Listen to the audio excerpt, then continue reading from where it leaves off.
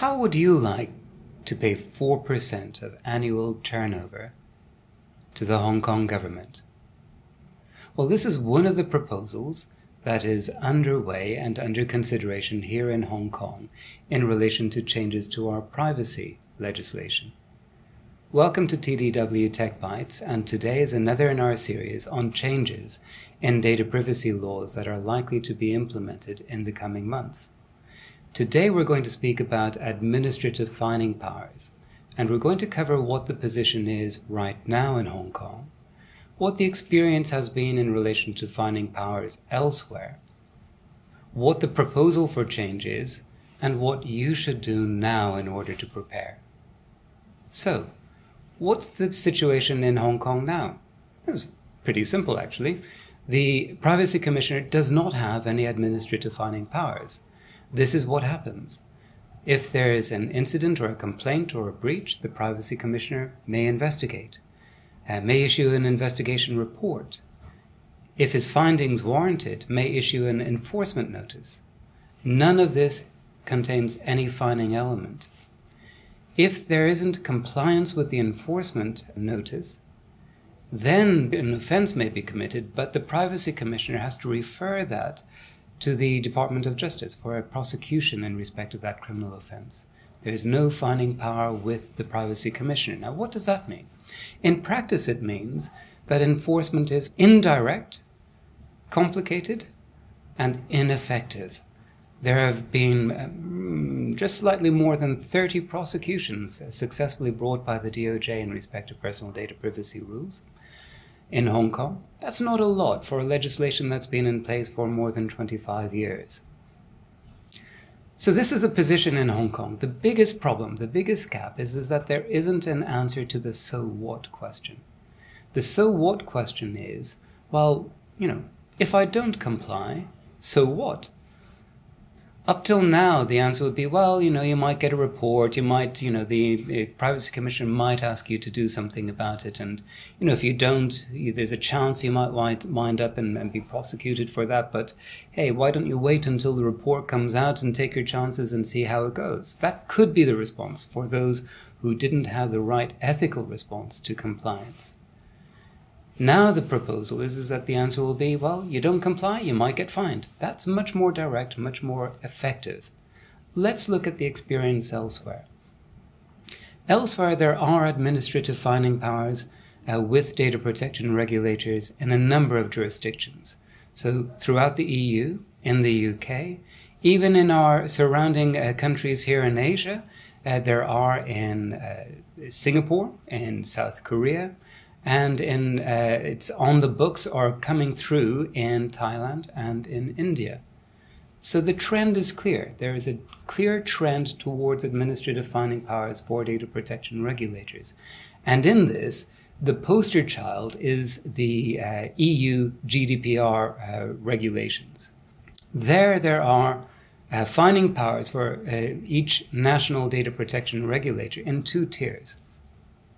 The first tier is mainly for procedural offences, and that could be 2% of global annual turnover or 10 million euros. That's the maximum fine.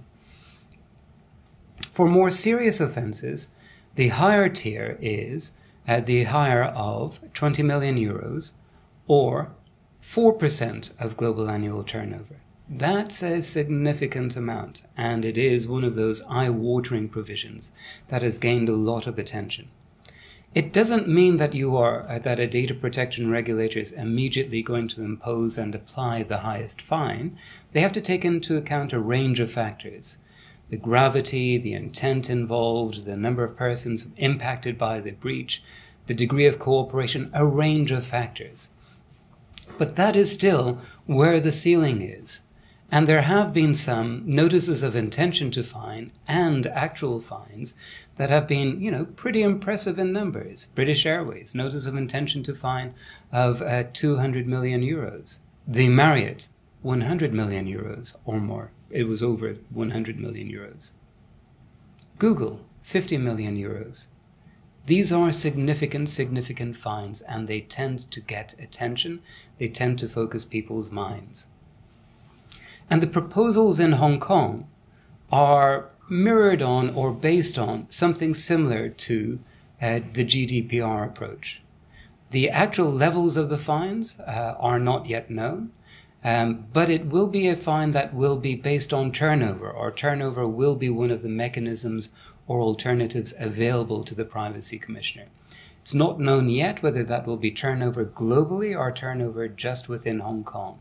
Either way, turnover-related fines, yes, they're proportionate from the small to the large business, but they have a tendency for really serious offences to have significant amounts attached. There will be a range of factors that will be important for the Privacy Commissioner to investigate, consider and report on in assessing what level of fine should be imposed. And also there will be a process in place which will embed some elements of natural justice into the process.